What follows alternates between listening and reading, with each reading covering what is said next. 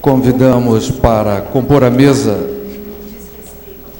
o moderador Dr. Bonfim Abraão Tobias, secretário de Serviços Integrados de Saúde do STJ.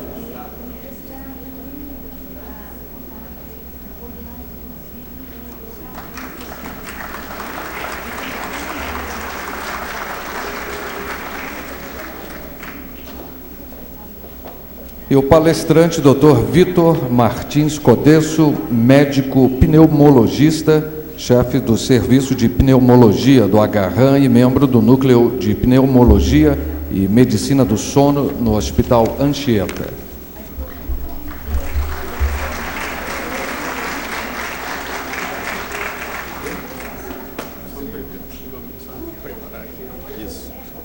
Com a palavra, o moderador, Dr. Bonfim Abraão Tobias. Tenho a honra de participar dessa mesa, presidindo-a, justamente nessa palestra do Dr. Vitor Martins Codesso. Nós já conhecemos muito o Dr. Vitor de muitos anos e participamos com as informações sobre ele, o seu pai, que é meu colega há muitos anos aqui. Então, vamos ouvir essa palestra extremamente importante, que é esse transtorno do sono e seus efeitos na atividade laboral. Por gentileza, doutor Vitor, o senhor tem a palestra. O senhor tem a palavra.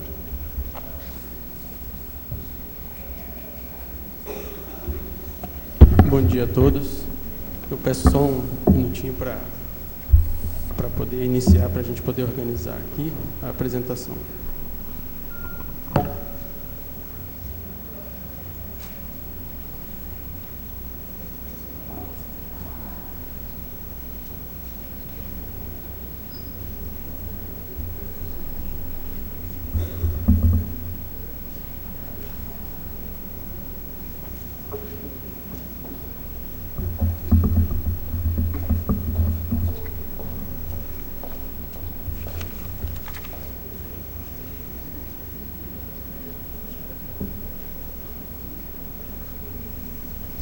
Quero lembrar que o tempo da palestra é de 40 minutos e as perguntas deverão ser feitas por escrito.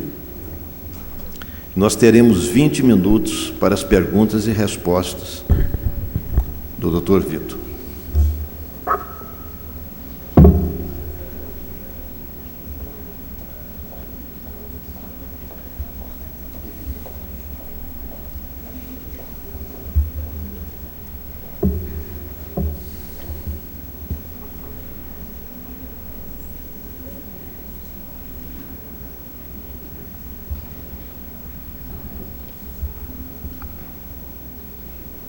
Agora sim.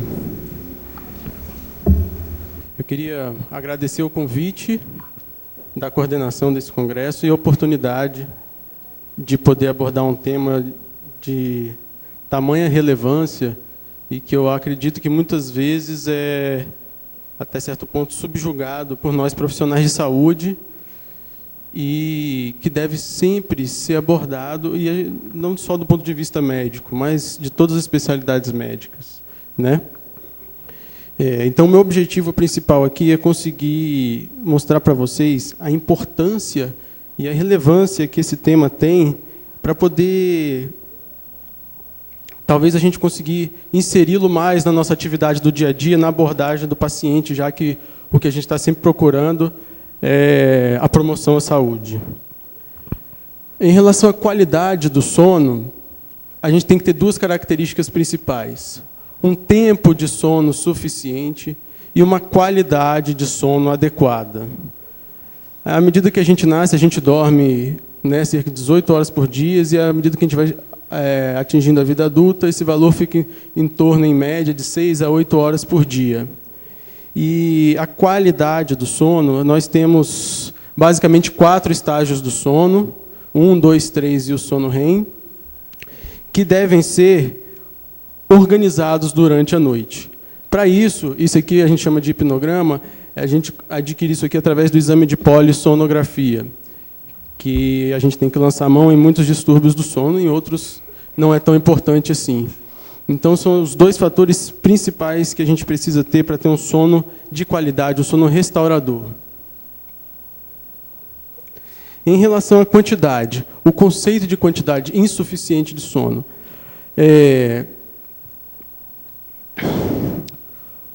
Seria, basicamente, o fato da pessoa dormir e, mesmo assim, durante o dia, ela ainda se sente sonolenta ou cansada ou com baixa energia.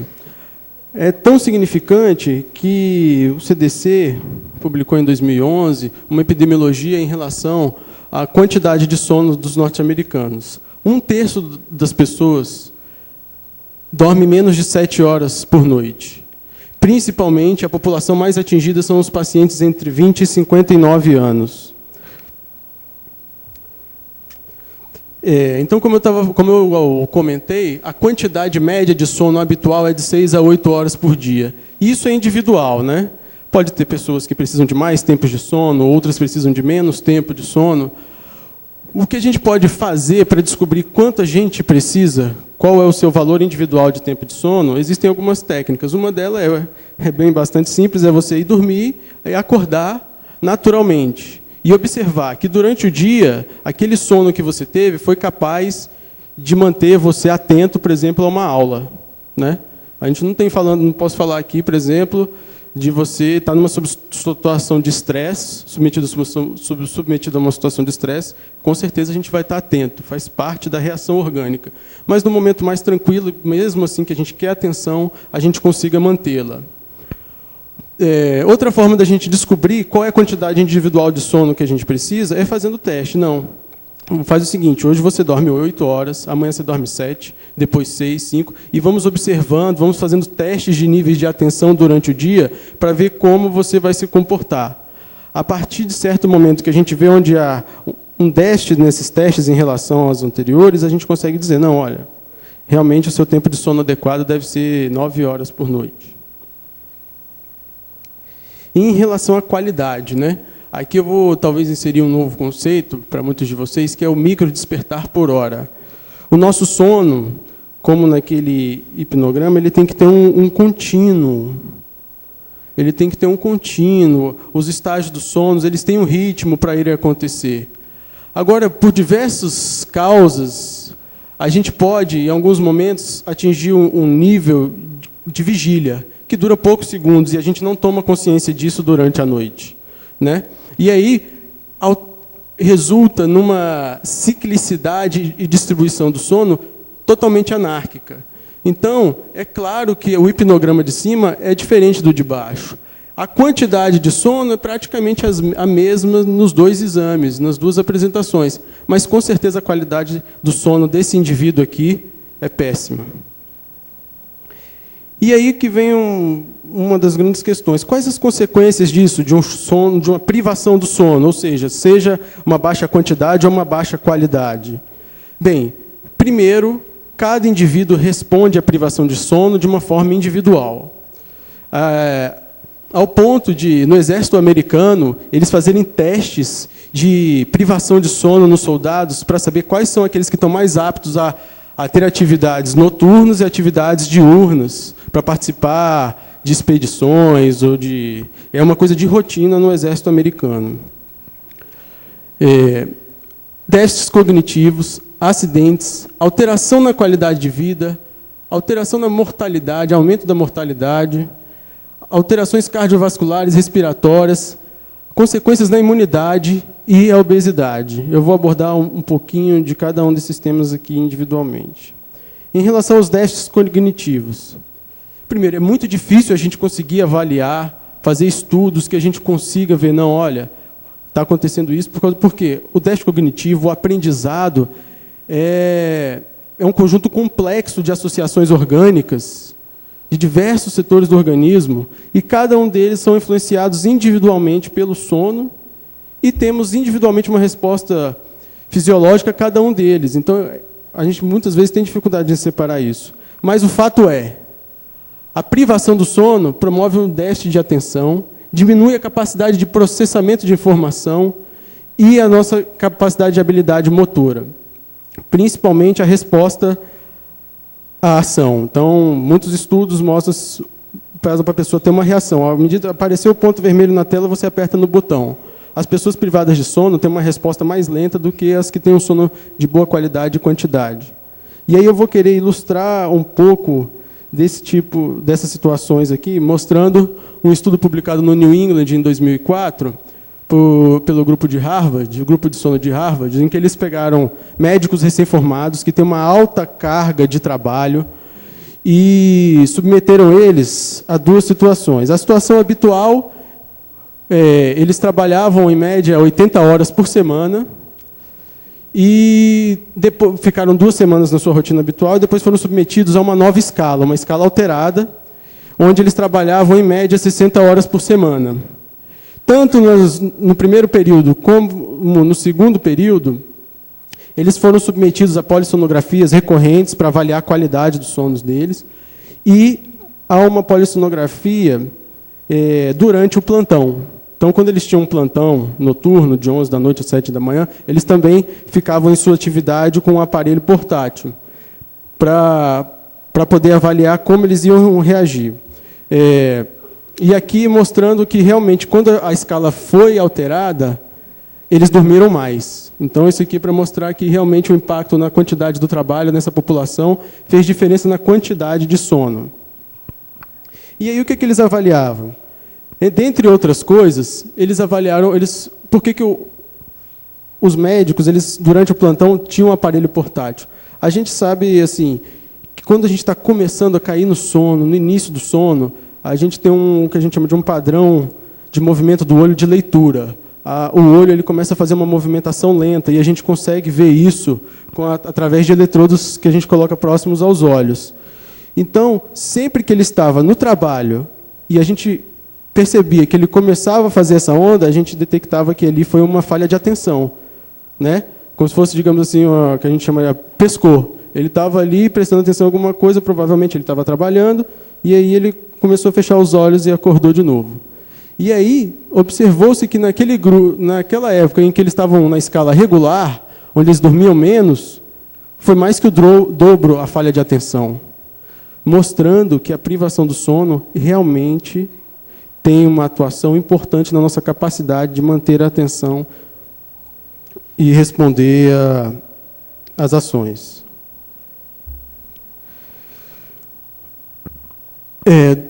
Memória e humor. A memória também é um processo complexo. A gente aprende durante o dia, e o sono é fundamental para consolidar essas novas conexões neurológicas que a gente fez. Diversos estágios do sono consolidam mais um tipo de memória do que outros. Há muitos estudos tentando mostrar realmente como isso acontece, mas o fato é, quando a gente tem uma privação do sono, a memória é afetada. E o humor. Humor também, uma pessoa privada de sono, seja por quantidade, seja por qualidade, ela tende a ter um humor mais irritadiço, um humor deprimido, tende a ser mais ansiosa, né? Tende a ter uma baixa energia durante o dia, né? Tem uma função psicológica deteriorada. Inclusive, existem alguns estudos, tem um estudo que eu acho que ilustra bem um pouco como isso pode afetar a nossa capacidade laborativa. Eles pegaram pessoas que tinham noções básicas de economia, deixaram elas dormirem normalmente e aplicaram um teste econômico. Olha, você tem essas ações aqui, ações financeiras, para escolher, e para você tentar ter o maior grau de lucratividade. Então, as pessoas faziam a seleção, e um economista ele fazia a avaliação se aquela escolha foi boa ou foi ruim. Depois privaram essas pessoas de sono e fizeram o mesmo teste, um teste compatível sobre escolhas. E aí observaram que as pessoas que tinham privação de sono, elas tendiam a ter uma escolha pior. Elas tendiam a se submeter a mais riscos, tentando ter o mais alto grau de lucratividade. Enquanto que, quando elas estavam com o sono regularizado, elas tinham escolhas financeiras melhores. Mostrando como o nosso humor pode afetar as nossas escolhas e decisões, e a privação de sono está totalmente ligado a isso. Em relação a acidentes, 30% dos acidentes automobilísticos têm alguma relação com sonolência. Isso geral, todos nós vamos sair daqui, né? Uns vão de ônibus, uns vão pegar seu próprio carro. Então, todos os acidentes, isso aqui é um dado suíço, né? Publicado em 1998. Agora, entre os profissionais de transportes, isso aí é muito maior. A principal causa de acidente está relacionada a algum problema do sono. Mais uma vez, para mostrar aqui, às vezes é muito difícil você pegar uma grande população e submeter a um estudo desse que você vai ter que fazer ela ficar privada de sono, ou vai ter que ficar monitorizando toda noite aquele paciente, é muito dispendioso. Então, às vezes se procura populações que já sofrem de privação de sono para a gente poder estudar. Então, de novo, o mesmo grupo de Harvard em 2005 pegou, de novo, os recém-formados, coitados, eles trabalham demais. E aí submeteram eles a questionários. Todos os dias eles preenchiam questionários, relatando quantas horas eles tinham trabalhado, se tinham dado plantão, quanto tempo eles dormiram, né? E como era o trajeto, como foi o trajeto de casa para o trabalho e do trabalho para casa de carro. Teve algum acidente? Teve algum incidente? Catou guia. Não, olha, eu avancei metade do sinal vermelho, né? E fizeram uma avaliação. Ao todo, esses aqui foram 2.737 pessoas que foram avaliadas. E aí, todos os dias, elas iam preenchendo questionários. E, basicamente, o que eu quero mostrar disso aqui é o seguinte. Acidentes, né?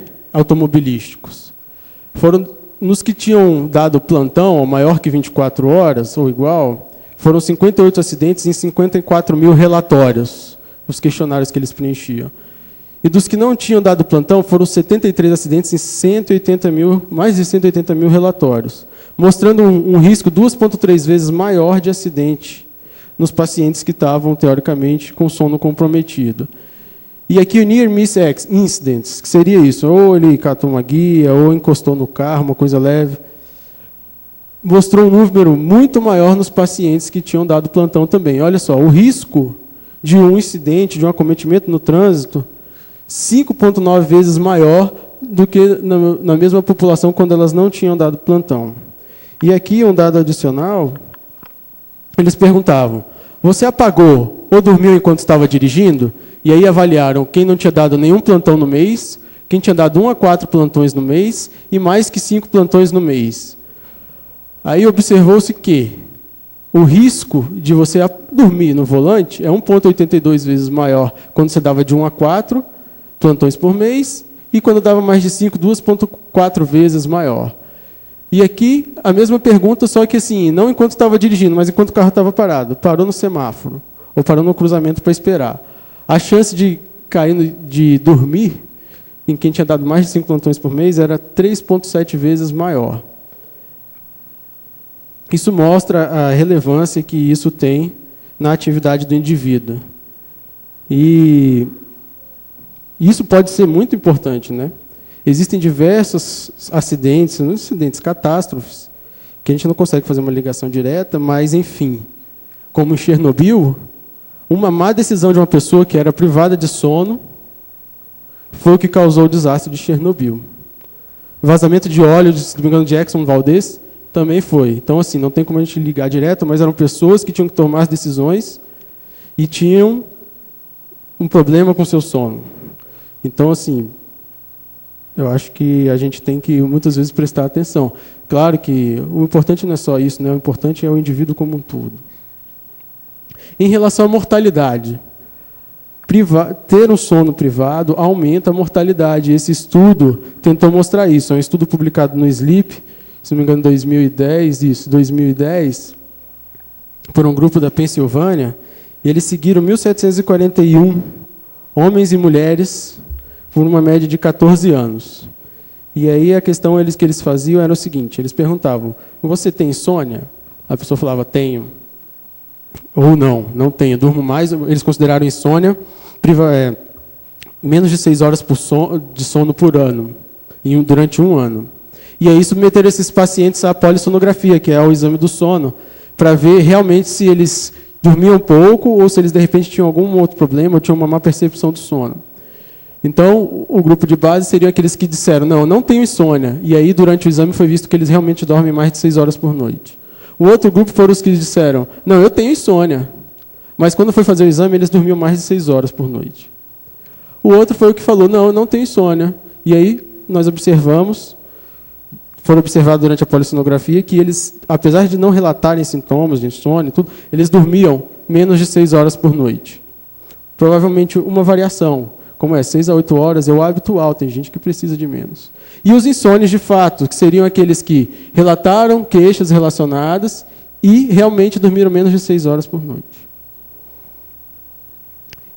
Eles observaram, nesse segmento de 14 anos, uma mortalidade 4,33 vezes maior na população insônia. Então, isso deve ter algum impacto, não é possível. Eles acharam isso até relativamente estranho. Ele falou, não, está muito alterado. Deve ser porque muitos dos insones têm hipertensão e diabetes. Vamos fazer um ajuste para avaliar como essas variáveis interferiram nesse resultado. E é isso que mostra essa segunda coluna aqui. Quando eles ajustaram as variáveis para hipertensão e diabetes, eles viram que a mortalidade continua elevada. Foi 4 vezes maior no grupo de insones. Então, assim, é fato. A gente deve avaliar, né? Em relação ao aparelho respiratório, supõe-se que a privação do sono pode alterar o controle respiratório. Isso, de fato, ainda é um pouco questionável e só tem relevância nos pacientes que têm acometimento respiratório grave. Em relação a alterações cardiovasculares, é uma relação inversamente proporcional o tempo e a qualidade do sono com a pressão arterial e a doença coronariana. Ou seja, quanto menor seu tempo e qualidade do sono, maior a chance de hipertensão arterial sistêmica e doença coronariana. Isso já tem diversos estudos mostrando, principalmente em relação à apneia do sono. É fato. Então, a pessoa que tem seu sono privado, ela está se submetendo a maior índice, maior risco de evento cardiovascular.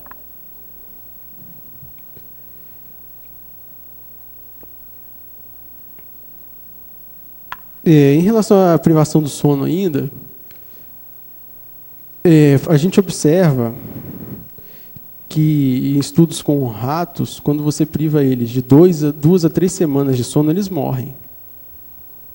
Eles não, né, falando até em relação, ainda volta àquela questão da mortalidade. Se não dormir, ele vai morrer. E esses ratos, eles morrem, na grande maioria das vezes, por infecções generalizadas. E aí vem o questionamento. Não, então, muito provavelmente o sono tem relação com a nossa atividade imunológica.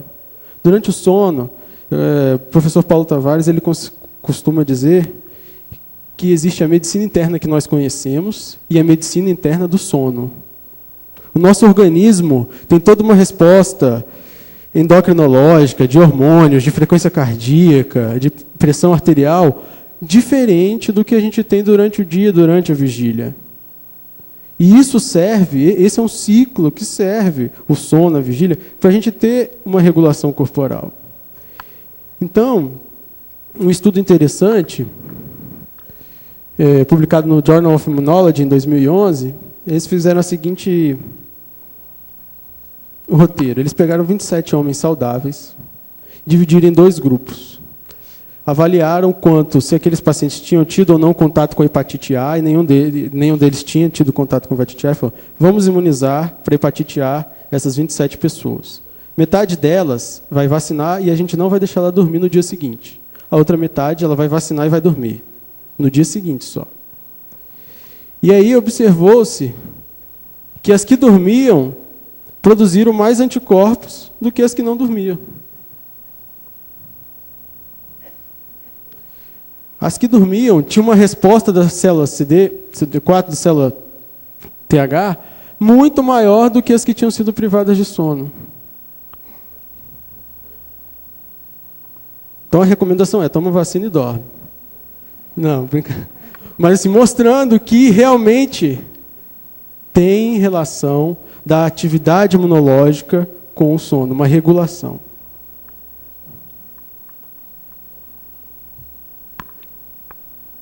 Em relação à obesidade, é mais um assunto que é muito complexo, que envolve diversos fatores, diversas partes e séries do organismo, mas é clara a relação entre privação do sono e obesidade, principalmente em relações hormonais, e o que está mais claro hoje é em relação ao apetite. Pacientes privados de sono, em geral, tendem a ter mais apetite, e aí também está a alteração do peso. Além de todas as alterações hormonais, e dependendo da patologia do sono com a qual esse paciente está lidando. Então, até agora eu falei as consequências da privação do sono. Espero, até certo ponto, ter mostrado que realmente dormir bem é preciso para viver bem. Cabe agora, acho que citar um pouquinho, quais são esses problemas? Tá bom, está aí, mas o que é que acontece? E como é que eu vou abordar isso? Existe a Classificação Internacional de Doenças do Sono, que a sua última edição é a número 2, que foi publicada em 2005, a edição número 3 deve ser publicada no final desse ano ou no início do ano que vem, que classifica os distúrbios do sono em 8 categorias. Os 2 principais eu deixei aqui por último, porque eu vou comentar um pouco. Existem as hipersonias de origem central, e aqui são distúrbios neurológicos do controle do ciclo sono-vigília. A mais famosa, digamos aqui, é a narcolepsia. Os distúrbios do ritmo circadiano, que seriam o jet lag, o avanço ou atraso da fase do sono. As parassonias, aqui a gente vai incluir sonambulismo, movimentações anormais durante o sono, REM, por exemplo, ou não REM, que elas são divididas em REM e não REM. E os distúrbios do movimento do sono. E aqui a gente vai incluir a síndrome das pernas inquietas, o bruxismo. Então, são todas... Existem mais de 70 causas de distúrbios do sono. Sintomas isolados e variantes normais, por exemplo, que a gente chama de sonilóquia, que muitas vezes não tem significado tão importante para a vida do sujeito, às vezes tem, a gente tem que cuidar, como sonilóquia significa falar durante a noite. Não, doutor, eu converso a noite inteira. Tá, a gente vai fazer a avaliação. Isso está trazendo alguma alteração na estrutura e na qualidade do seu sono? Não. Não, mas aí meu marido não está dormindo porque eu fico a noite inteira falando. Aí, tudo bem, a gente vai intervir. Outros distúrbios do sono, a insônia e os distúrbios respiratórios do sono. Esses aqui são altamente prevalentes na nossa população. A insônia, de acordo com o primeiro consenso brasileiro de insônia, 10% das pessoas têm uma insônia crônica que ele define como mais de um mês de privação de sono. E só para, de novo, salientar, o conceito de insônia é: você tem a oportunidade de dormir a quantidade de tempo normal, mas você não consegue iniciar ou manter o sono. E durante o dia você tem consequências por causa disso. Você se sente cansado, indisposto, né? Sente que não foi um sono restaurador. Isso é o conceito de insônia. Antigamente ela é dividida em primária e secundária. Atualmente a gente se divide mais elas em curta e longa. Curta é menor que um mês e longa é geralmente maior que 3 meses. Cada tipo desses aqui tem frequências, tem patologias associadas mais frequentes ou são classificadas de forma diferente. Como a insônia de adaptação, que é aquela quando a gente está vivendo uma fase difícil, ou a gente vai mudar de casa, ou vai passar a ser submetido a algum estresse, uma prova para quem estuda, aí a gente não consegue dormir à noite, então a gente caracteriza como insônia de adaptação. E as insônias de longa duração. Existe a insônia de longa duração idiopática, só que na gigantesca, mais de 85% dos pacientes com insônia, eles têm patologias secundárias que estão resultando naquela insônia. Os distúrbios do humor são os mais frequentes. A apneia, a síndrome da apneia obstrutiva do sono é outra que pode ser causadora de uma insônia. Então, esse paciente ele precisa de uma avaliação para saber, existe uma causa subjacente daquela privação de sono, do fato dele não conseguir dormir, às vezes até medicação. Às vezes são medicações que o paciente tem que usar, tratamentos pelos quais ele está sendo submetido, né? Fibromialgia, dores crônicas também são causas recorrentes de insônia. Então, precisa de uma avaliação global daquela pessoa, daquele indivíduo. Na depressão, quando o paciente tem um problema respiratório do sono, ou seja, ele não deixa de ser um paciente privado do sono, você tem uma chance de falha no sucesso terapêutico de até 25%, se você não tratar essa outra causa também. Porque ele não dorme bem, como é que ele vai ter disposição, vai ter atividade para conseguir passar por aquilo, que ele já está com tanta dificuldade. Foge aqui a minha alçada querer aprofundar e falar dos tratamentos, das patologias do sono. Mas eu acho que é sempre bom a gente ter uma ideia de como e o que a gente deve fazer. Então, o tratamento relacionado à insônia, primeiro, acima de tudo, vamos pesquisar, tem alguma coisa ali de errado acontecendo, ele está com algum problema, ele está deprimido ou não, ele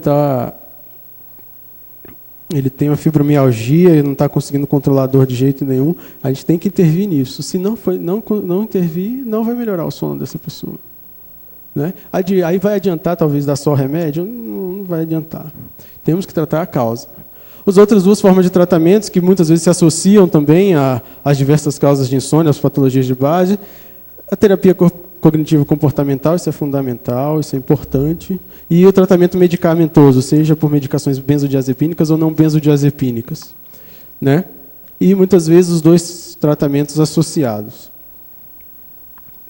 Cabe ressaltar aqui que muitos estudos mostram que a eficiência tanto do comportamento quanto do medicamento, a curto prazo, é basicamente a mesma. Mas a longo prazo, os pacientes conseguiram ter sucesso com o tratamento da terapia cognitivo-comportamental, a permanência deles assintomática foi muito mais prolongada. Quer dizer, houve uma educação em sono, e isso é importante. O paciente tem que saber, é que nem comer, a gente sabe como é que a gente tem que comer, a gente sabe como tem que dormir. O quarto tem que estar escuro, não pode estar quente, não pode estar frio. Isso está muito associado à educação em sono, muitas vezes. Em relação aos distúrbios respiratórios do sono, e aqui talvez a dúvida de alguns, por que um pneumologista vem falar por sono? A gente entrou muito no sono, foi por causa disso, da apneia obstrutiva do sono. É uma doença, 26% dos pacientes têm um alto risco de ter a patologia. E até 20% da população pode ter a apneia obstrutiva do sono. Principalmente por causa disso, né? A gente vive numa endemia de obesidade crescente, e esse é um importante fator de risco para a apneia obstrutiva do sono. Existem outros tipos de apneias do sono, mas essa, sem dúvida, é de maior relevância. Outros fatores de risco seriam a obesidade, o tabagismo, uma tendência familiar. Às vezes o paciente chega no consultório, doutor, eu sou magro e eu ronco. Eu pergunto, seu pai ronca? Sua mãe ronca? Não, lá em casa todo mundo ronca. Do mesmo jeito que você parece por fora, você parece por dentro. Deformidades crâniofaciais, obstrução nasais, são todas causas em que pode resultar ou agravar a síndrome da apneia obstrutiva do sono. E a síndrome da apneia obstrutiva do sono causa repercussões orgânicas sistêmicas, como eu estava comentando. É claro, é fato. Parte dos pacientes que têm, por exemplo, hipertensão de difícil controle, muitos deles têm apneia obstrutiva do sono. Você trata e consegue controlar a pressão daquele paciente. Só como um exemplo, são muitos. O diagnóstico basicamente é na polissonografia. E o que é a apneia obstrutiva do sono? Basicamente o que acontece é isso aqui. Há uma obstrução da via aérea superior, na região da orofaringe, né? O desabamento aqui da base da língua, e a obstrução. É a obstrução. Então, o paciente não respira, ele para de respirar. Isso pode acontecer 10, 20, 30, 60, 120, dependendo da gravidade de vezes, é por hora que a gente conta. Quando não está totalmente obstruído, está parcialmente obstruído, é aí que vem o ronco. Roncar, via de regra, não é normal. Roncar, com raríssimas exceções, é doença. Porque isso fragmenta o sono e gera uma privação de sono. Alguns estudos mostram que pela vibração local aqui pode acontecer reflexo até mesmo no seio carotídeo e alteração no controle da pressão arterial. Enfim, então a apneia obstrutiva do sono basicamente é simples, é isso, obstruiu, fechou, ele não respira. Aí chega um momento em que ele volta a respirar, e para isso ele superficializa, fragmenta o sono, faz 2, 3 segundos de vigília e volta a dormir. E não consegue aprofundar no sono, porque quanto mais relaxado, mais profundo no sono ele está, mais ele vai tender a fazer a apneia. Então ele fica sempre no sono superficial. O tratamento, o que a gente consegue resolver praticamente todos os doentes, não sei se alguém já... É a ventilação não invasiva, é você manter uma pressão na via aérea positiva, nada mais é que isso. Você coloca um dispositivo ligado a um compressor de ar ele vai injetar ar aqui, e quando aquilo ali quiser desabar, ele vai manter aquilo aberto através da pressão. E em algumas outras circunstâncias também, eu acredito que tem dentistas aqui, isso aqui também é um aparelho muito bom. A gente às vezes tem algumas restrições, mas é um aparelho muito bom e ajuda muito também a gente a tratar alguns casos de apneia. Alguns não, diversos. O que ele faz? Ele prende na arcada dentária superior e inferior e mantém a mandíbula, evitando que toda a estrutura desabe. Basicamente, é assim que a gente faz. Então tá certo. Como que a gente vai avaliar esses pacientes? Em 2009, publicado aqui na Clinical Sleep Medicine, um estudo epidemiológico, 10 a 25% dos pacientes se queixam de sonolência diurna excessiva. Ou seja, ele dorme em horários impróprios. Só que não é tão simples assim. Não é me perguntar, você tem sonolência diurna excessiva? Muitas vezes, nem assim, não, tenho muitos... Muitas vezes a pessoa não caracteriza ela que ela tem sono. Ela relata aquele sintoma de outra forma. Às vezes cansaço, fadiga, desânimo. E esse estudo aqui mostra isso. Publicado no Chest em 2000. Pegaram 190 pacientes que tinham apneia obstrutiva do sono e fizeram o teste de latências múltiplas do sono, que é como se fosse uma polissonografia durante o dia, para a gente ver qual o grau de sonolência diurna que aquela pessoa tem. E esses 100 pacientes que foram incluídos, eles tinham muita sonolência durante o dia, baseada no resultado do exame de teste de latência. E aí, forneceram um questionário. Eu sei que esse paciente tem...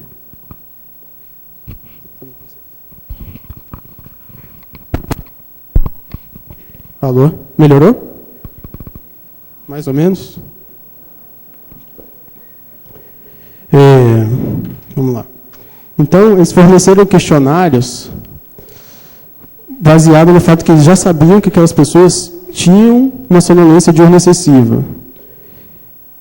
Nesse questionário, olha só, 57% relataram que o principal problema era a fadiga, 61% cansaço, pouca energia, 62% e sonolência, 47%. O que eu quero chamar a atenção aqui? Nesse estudo, menos da metade dos pacientes consideraram aquele sintoma como sonolência diurna excessiva. Cabe sempre, então, a gente... você dorme bem? Está com muito sono durante o dia? Não.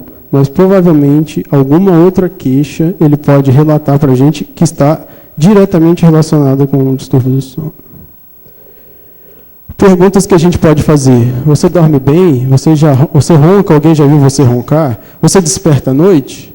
Por quê? Porque ronca, tosse, tem engasgo, tem dispneia, tem noctúria.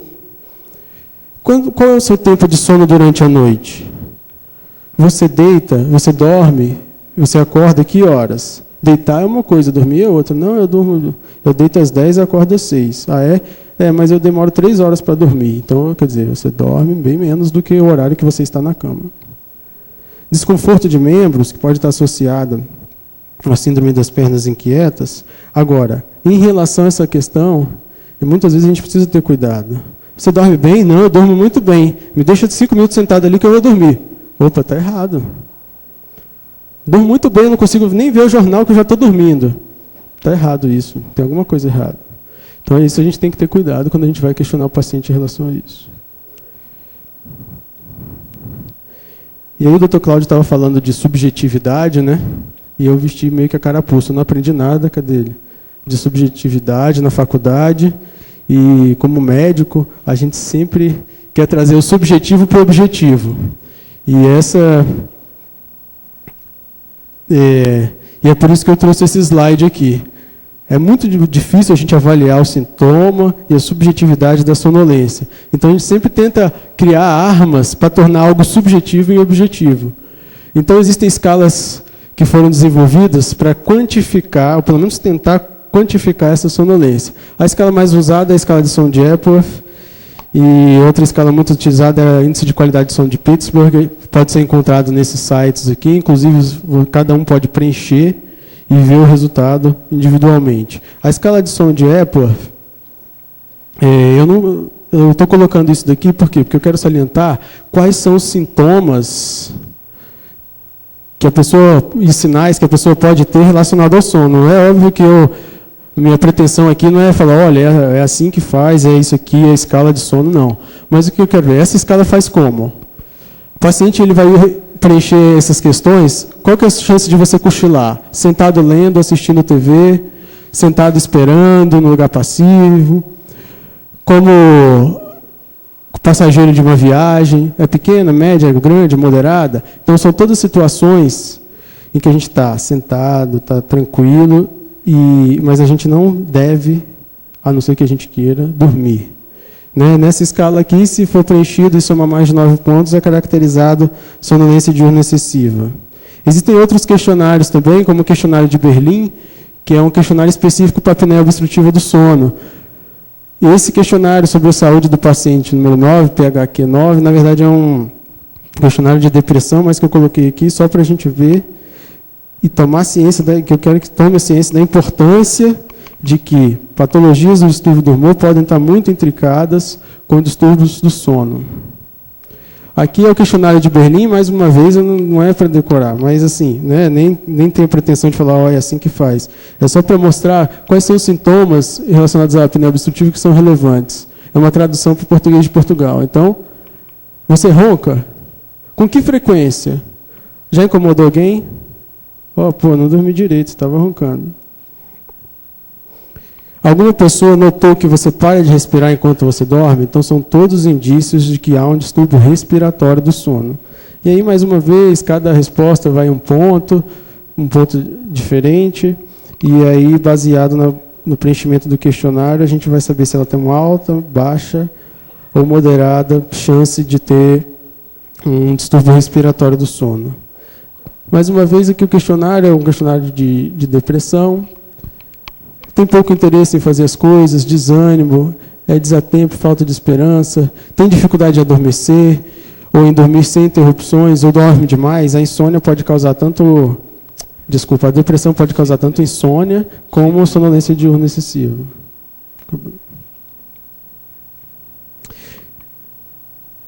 Teve a falta ou excesso de apetite? Esse questionário também pode ser preenchido nesse endereço. E aí eu já estou finalizando. Tentei organizar aqui uma abordagem do paciente. Então, baseado no fato, essa pessoa ela deve ter algum problema de sono. Primeira pergunta: qual é a quantidade de sono? Sua quantidade de sono é suficiente? É insuficiente? Não, não é suficiente. Provavelmente a gente pode estar de frente de um quadro de insônia, seja de curta ou longa duração, associada ou não com alguma outra patologia. Não, a quantidade de sono é suficiente, sim. Então primeiro vamos olhar. Será que usa alguma medicação que dá sono? Ou tem algum problema, alguma doença que causa sono? Indiretamente, por exemplo, o hipotireoidismo? Se for, a gente tem que tratar a causa. Caso contrário, a gente vai para a próxima pergunta. Tem suspeita de distúrbio respiratório do sono? Ronca? Tem apneia? Tem o sono não reparador? Tem. Provavelmente essa pessoa deve ser submetida a uma polissonografia, e aí a gente vai avaliar, realmente ela tem apneia obstrutiva do sono. Não tem apneia obstrutiva do sono, mas ela tem alguma outra coisa que fragmenta o sono dela, síndrome das pernas inquietas, epilepsia frontal noturna, e aí tem que fazer o tratamento dessa causa. Não tem suspeita de distúrbio respiratório do sono. Primeira pergunta: e o horário de sono dela é habitual? Não é, ela vai dormir às 8 da noite e acorda às 10 da manhã. Então a gente vai começar a suspeitar de hipersonias de origem central. Não, o horário de sono dela não é habitual, ela tem escala de 24/36. Isso aí pode estar gerando um distúrbio do ritmo do sono. Um dia ela tem que dormir de 8 da noite às 6 da manhã, no outro dia ela não pode dormir, e aí isso acaba gerando uma alteração no todo o ciclo sono-vigília habitual do indivíduo. E aí a gente sempre, baseado no diagnóstico, a gente vai procurar tratar as causas específicas daquele problema. Então, concluindo, né? O sono tem impacto global na saúde. Então, a gente não deve deixar de questionar, de investigar Porque muitas vezes o paciente está dormindo, ele não tem queixa diretamente relacionada ao sono. A gente não deve deixar de questionar sobre o sono do paciente, porque isso realmente é significativo. Quando a gente for questionar o paciente, a gente tem que ter noção de que é qualidade e quantidade. O que será que pode estar alterado? O tratamento vai basear-se na causa, no problema que ele tem, são diversos. Às vezes, órteses, próteses, medicações, terapia comportamental. E em situações em que ninguém é passivo de imprevistos, por exemplo, aconteceu alguma coisa, você não conseguiu dormir, né? Um cochilo de 15 a 20 minutos propicia horas e horas de alerta. Isso, inclusive, indústrias que trabalham à noite, para ela conseguir aumentar a sua produtividade, tem trabalhos que mostram que quando ela dá a oportunidade do funcionário que trabalha de turno à noite dormir, cochilar, ele consegue produzir mais do que se ele ficar a noite inteira acordado. Então, em situações específicas, porque isso não deve ser uma rotina, quando a gente for privado de sono, a gente pode procurar tirar um cochilo de até 20 minutos durante o dia, que a gente vai se sentir revigorado. E eu acho que a mensagem que eu tinha para passar era essa. Obrigado.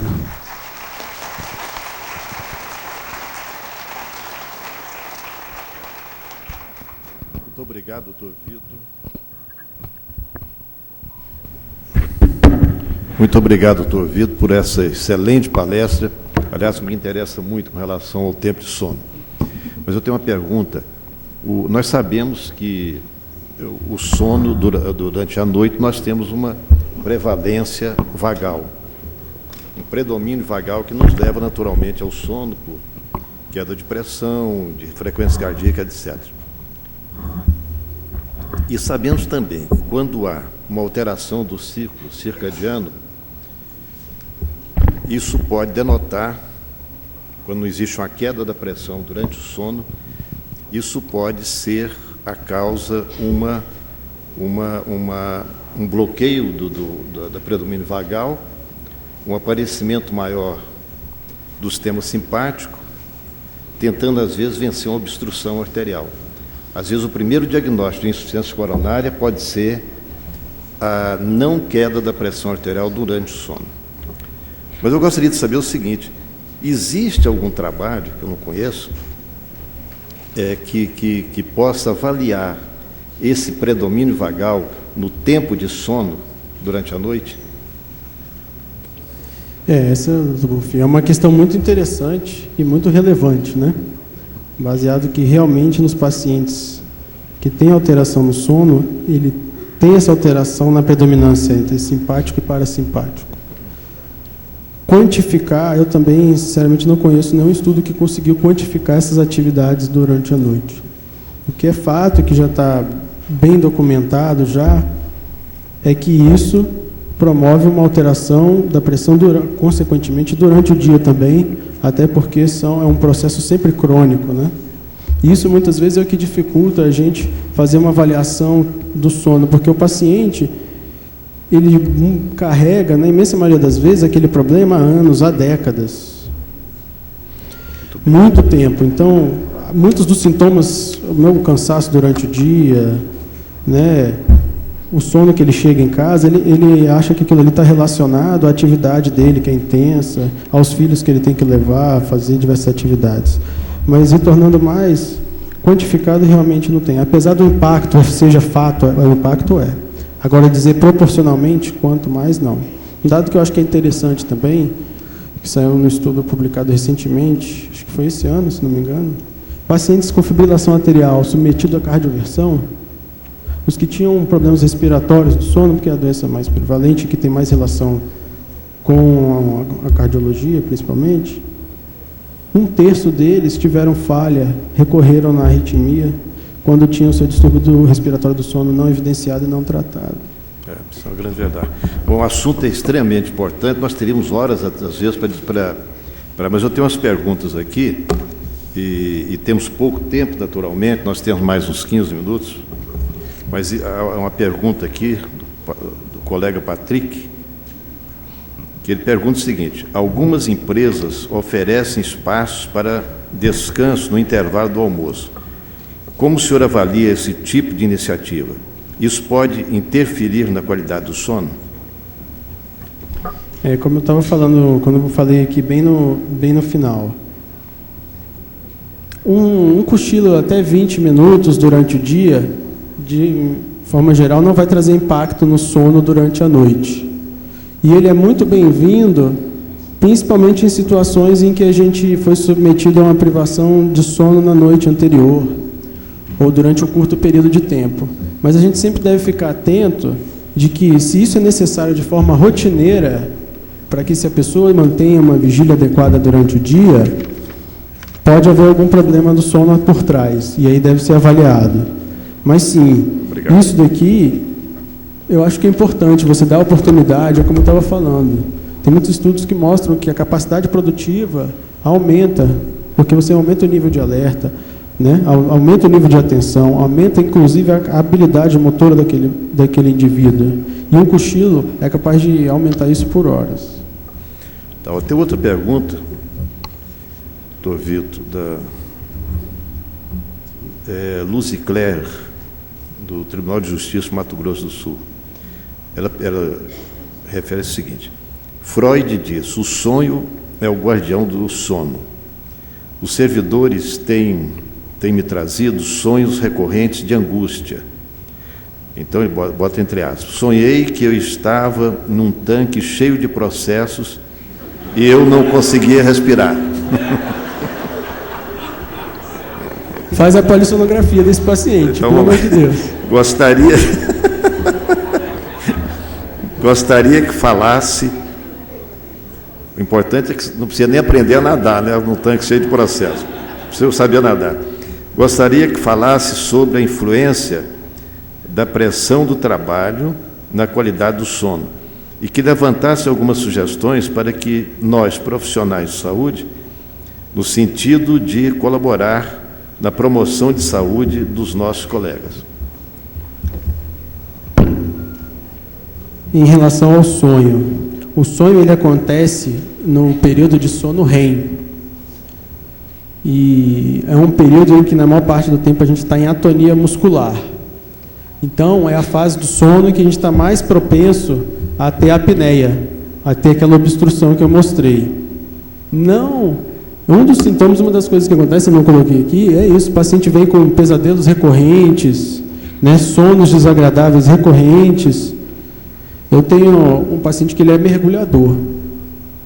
E ele foi porque ele estava começando a ter fobia de mergulhar, porque ele tinha pesadelo recorrente de que quando ele mergulhava acabava o oxigênio do cilindro lá embaixo e ele morria.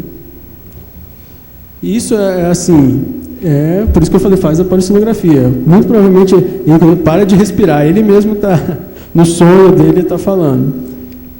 É uma suspeita de síndrome da apneia obstrutiva do sono. E aí deve-se fazer o diagnóstico e o tratamento. Eu acho que ela tem mais perguntas aqui. Ó. Deixa eu ver aqui. A pressão do trabalho, ela se relaciona muito com o fato do estresse, da ansiedade. Eu acho que em relação ao distúrbio do humor. Porque a gente pode ter toda a condição de ter um sono normal, mas se a gente está submetido a uma situação a médio e longo prazo, ansiedade, distimia, o seu sono não vai ser normal. Você vai ter uma perturbação de ciclicidade, de distribuição dos estágios do sono. Então, eu acredito que o principal é a gente promover isso que eu acho que vocês estão procurando aqui, né? Trazer a saúde global dos pacientes. Muitas vezes a queixa do sono, apesar de ser o inverso, e foi isso que eu quis mostrar aqui, muitas vezes a queixa do dia é relacionada ao sono diretamente, não ao dia. Mas a gente tem que procurar também fazer o bem durante o dia para o paciente, né?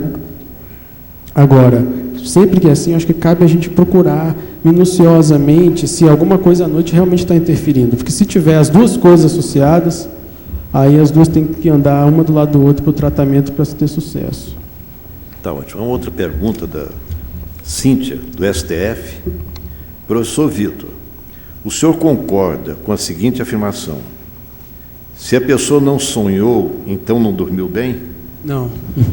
Não. Não.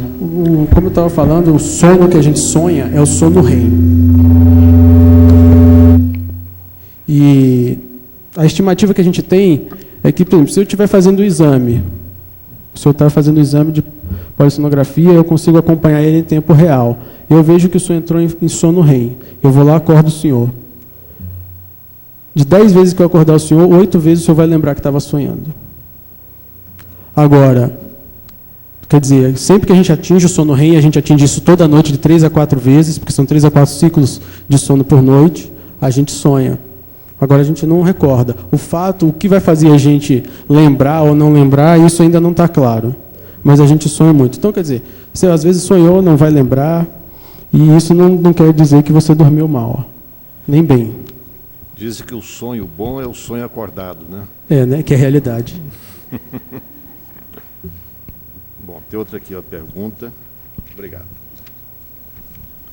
Do colega Wilton, do Tribunal Regional Federal daqui da 1ª Região. Doutor Vitor, na avaliação da sonolência,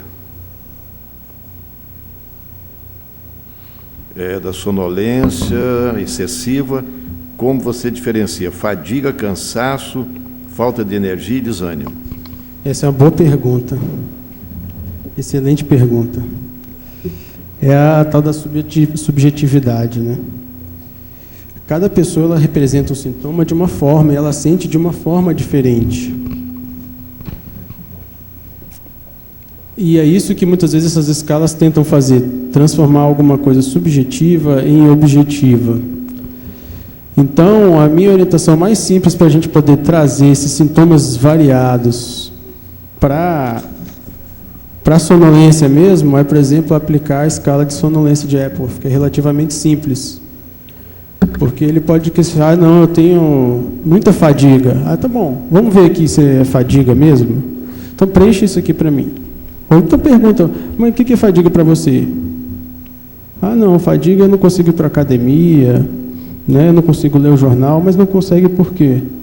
Ah, não, porque eu leio o jornal, eu começo a pescar, eu não consigo me concentrar naquilo, né?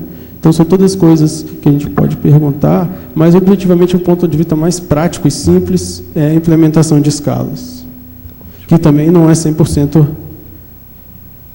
verídico, né? A gente sempre tem que ter essa avaliação. Na dúvida, aí eu acho que vale, se não conseguiu chegar a uma conclusão, o profissional especializado ou mesmo o exame para a gente avaliar a real qualidade do sono daquele paciente.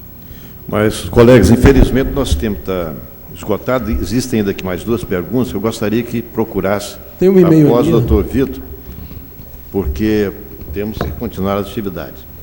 Mas quero passar esse certificado por essa bela palestra, o doutor Vitor, que muito nos ensinou e muito me interessa, depois podemos conversar sobre isso. Então, esse aqui é o certificado do Congresso, pela sua palestra, e muito obrigado. Eu que agradeço e foi um prazer. E a organização deste evento agradece a participação do Dr. Vitor Martins Codesso e do Dr. Bonfim Abraão Tobias.